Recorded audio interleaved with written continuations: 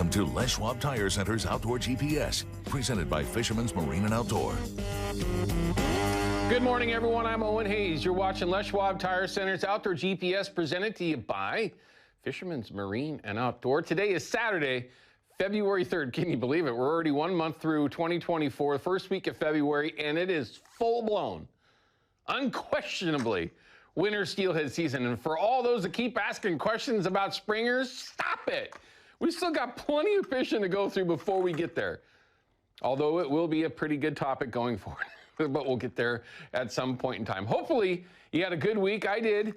Had to kind of get things cleaned up, get ready for what we're looking forward to, right? Wrapping duck season and all that stuff up, which is not done, by the way, although I'll get there at some point in time. Like we always will, we're going to have river levels for you. We're going to let you know what you can look forward to this upcoming week. Things have changed significantly when you're talking about conditions all the way up and down the coast, all the way up and down the valley. Doesn't matter if you're in Southwest Washington or in Oregon. All these rivers have kind of come back around. Well, maybe not kind of. They've all come back around and are pretty prime. I mean, some of them might even be starting to get a little low and clear. But again, we'll talk about that in this upcoming segment. Of course, we'll check in with Katie Suniga and find out, like y'all love to do, find out what this weather's actually going to do going forward. Hopefully it's going to start getting nice. I walked by my flip-flops this morning and I was kind of looking forward to having that happen. We'll see. It is February, though, and guess what? Shows everywhere. Portland Sportsman Show's coming up here in just a couple of weeks. It's already going on up in Puyallup, the Washington Sportsman Show, and I understand that there's one down in Eugene going on this weekend as well. So there's lots of opportunities out there to find out the newest, coolest stuff that's available, and maybe even just find some of the stuff that you really, really like that you may have run out of when you're talking about fishing gear, hunting gear, whatever. So today, it's a perfect opportunity. Number one, we don't ever get to talk to Jared Higginbotham from Yakima Bait nearly enough, right? He's a great personality, fun guy to hang around with, and awesome as an interview. And today, well, we're gonna have him walking around the Puyallup Sportsman Show for a little bit, checking in with what they've got going on at Yakima and just overall what he's seeing up there, and maybe just give you a little bit of a kick in the behind to get out there and go check it out yourself. And if you do, make sure you tell Jared you saw it here on Outdoor GPS. But we're going to check in with Jared from that Puyallup Sportsman Show. Then, of course, we're going to have the deal of the week for you from Fisherman's, which, by the way, there is all kinds of deals going on through Fisherman's, let alone the deal of the week. But we're going to have that for you. But after that, see, I can't stop there. When we have friends, in particular, Jason Hambley from Procure, who's dumb enough to go ahead and hold a phone and walk around that show. We're going to take advantage of that as well. So we're going to also check in with Jason Hambley from Procure. I don't think he's going to be with Brandon from B&R. I don't know. Maybe he is. I'd love that. I actually was texting back and forth with Brandon this week because all but one of the fish I've hooked this week have been on one of his products, believe it or not. I guess you should believe it. It's pretty simple. But anyway, we're going to check in with Jason as well. So we're going to cover some ground, just give you some idea what's going on over there. But as we always will do, we're going to try to answer as many of your phone calls as well. We actually have one here, which we're going to get to in a second. But if you'd like to call us up, it's the viewer hotline. It's 503-548-6777. That's right down here. It's easy to do. Questions, comments, reports. Ryan is super cool. He ain't going to yell at you. No, I'm teasing. Well, no, he ain't going to yell at you, but he is super cool. But call us up if you have anything that you can share. We'd love to be able to help you out. Maybe you can help others out, whatever it may turn out to be. And don't forget, and I only mention this because somebody told me this morning, Eva, that we hit 27 grand on our Facebook page. As you know, we don't talk much about it. It's nothing that we, like push out there or whatever else, but that's a good number, I guess. And if you'd like to join us there, it's easy to do as well on our Facebook page. So you can kind of follow along when we do things here and there. on that thing. Anyway, so lots of ways that you can chase this down. So let's go ahead and take Brian's phone call before we get to some of our viewer photos that everybody's been sending in. We'll also show you how you can do that. But Brian, you're from Salem. Looks like you got a question about dog training. What's going on, bud? Yeah, good morning, Owen. Hey, I've got a pup coming, and I know that you had Drago sent out at some point for some professional training. Yeah. Pick your brain a little bit about where it went and how did it go and what age you started that. You can't start them soon enough, right? I was actually late.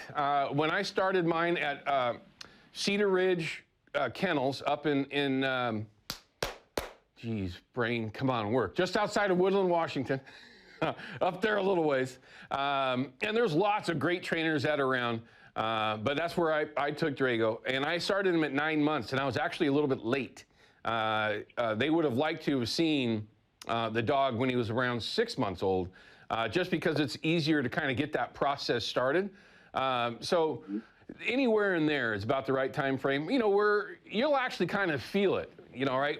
If you haven't done it before, as a dog gets a little bit older, 3, 4, 5 months, you're going to start to see the personality change. And if you realize that the dog is going to be able to handle, you know, because it's work, right? When they're at training, you know, it's a 3-month process most of the time, and it certainly something that you want to make sure your little buddy's ready for, right? So again, I was a little bit late at 9 months. I guess the first thing I would say is Keith Hartley, who is the owner of Cedar Ridge Trainers Kennel, I guess. Great guy, right? But he might be a little bit further away than you might want to go from Salem. So I would do some research. There's lots of things that you can look at. Ducks Unlimited has some great information for local trainers. You can also just Google them and find them. There's several trainers on Sauvie Island that are extremely reputable. I don't know their names offhand. I know a couple, but I'm not going to throw their names out here over the air. But they're easy to find.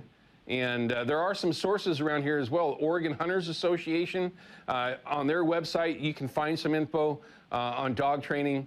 But overall, in my own opinion, and this is my 4th dog, right? Now, I've never professionally or had a dog professionally trained until this one, till Drago. And I could say that I feel so dumb for not doing it earlier. I was able, of course, to train my dogs previously to be functional water dogs. Problem was, it took until they were 3 or 4 years old before they were really good at it. Drago's 4, and he's been fantastic since he was 2.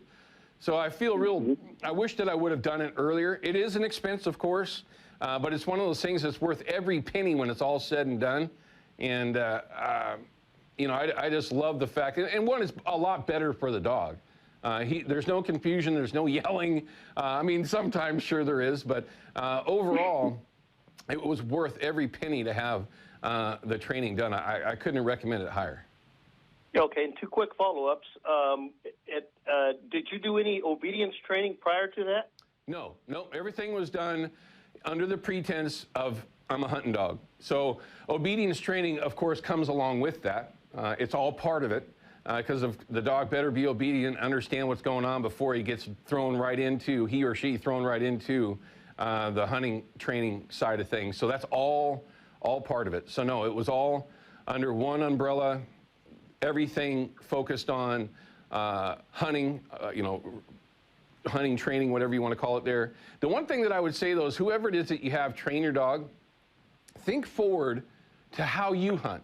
Now, my dog has retrieved, well, now that he's 4th, hundreds and hundreds and hundreds of ducks. Over 450 this year, he retrieved his own, just this year. So all of them, but just a handful, are in water, okay? So one of the things that Keith did up there is they trained the dog field trial style, you know, a lot of it on dry land. I don't hunt that way.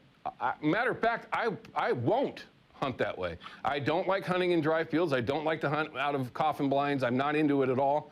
It will, obviously, it's something that you do every so often, but not this year, not once. All my hunting was on over water. So make sure that there's some emphasis put on what it is you do and how you do it, right? If you're a 50-50 person, you know, make sure that that's kind of how that training goes. I didn't realize where I was at, again, with Keith until he went back, because there was at a point there after his initial training, you go back for like a little warm up the next year. And I've had him focus exclusively on water. I didn't want anything done on dry land. I wanted it all done on water. And it did make a big difference. It just made him more comfortable when he's out there understanding how to take those hand signals, the whistle and all that stuff in the water, because that's a completely different situation than just running around on dry ground. Okay. Okay. And last thing, you were able to train to hand signals? Oh, God, yes. Absolutely mandatory. Hand signals and whistle is, again, being a water dog, I want him to, understand what I'm telling him to do when he's 50, 60, 70, 80 yards out there. And a lot of it is, of course, because you want to get him to retrieve the bird, right? And in a lot of situations, especially the beginning of this year and every season, there's always some sort of debris out there, right? If it's grass or logs or whatever, you want them, if they can't see the dog, line of sight, they have to be able to know where you want them to go if they can't see the bird. So hand signals and whistles, absolutely mandatory. But along with that, more importantly for me, and anybody that hunts big rivers like I do, you need to be able to get that dog back. There are going to be situations where a bird ends up long, and that bird's just going to get away. It is what it is. It's the unfortunate side of hunting. It does happen. Bottom line, it's just the way it is. You have to get that dog back for a number of different reasons. So that was a huge reason why I wanted to make sure all that was done correctly. More than once with my previous dogs, Hooch in particular, one of my very first lab, man, that dog would go 100 yards out there and didn't care. I had to go chase him down in the boat. I don't want to ever do that again. Brian, hopefully that helps you out. Yeah, it does. Hey, I appreciate all your information, and you have a nice day. You too. Good luck, and good luck with the training, man. Trust me, it's worth every penny. I promise. I promise. I promise. I promise. All right, everyone, we're going to check out your photos here real quickly. Sorry, Ryan. I can talk about that stuff for days, right?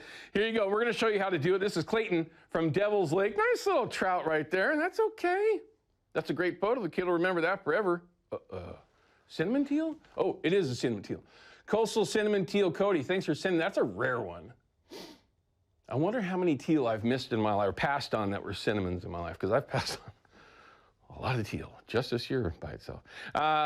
First year hunting, this is from Steven, great photo. Reminds me of my daughter. When I'd come home and be like, hey, oh, look at that. Cow hunt, look at that. Jada's first elk, that's awesome. Randy, thanks for sending it in and getting her into the outdoors, having some fun, and taking the perfect, oh my God, deliciousness. Helps the herd tremendously too, by the way. Jordan's Steelhead Steely. Yeah, nice one. That's a dandy little, what I would call just a cookie cutter hatchery fish. Delicious too, by the way. Got a piece left in the freezer right now, or refrigerator right now. Post-freeze hunt, wasn't that great, Brent? I mean, when it thawed, oh man, the last week of January, oh man. Timing was perfect to have limits like that. Lots of green. Gotta love it. Oh, look at that. Nice, a dandy. Wild right there. Just a dandy. Now, everybody take a quick look here. See the hump on that fish's back and how deep his hand was in there? That was pushing double digits, if not over. And here's how you do it. It's the Fox 12 app. Simple. Find Outdoor GPS. Once you do, scroll down. It'll show you how to upload your photos and video. And we need to see some videos, so don't be shy. Send some of those videos over. All right, we're going to cut to a break. When we come back, we're going to have my report segment, give you what's happening with the river levels real time, and show you a couple photos on a little bit of success this week. You got to get out there and have a little bit of fun. We'll be back with more Outdoor GPS in just a minute.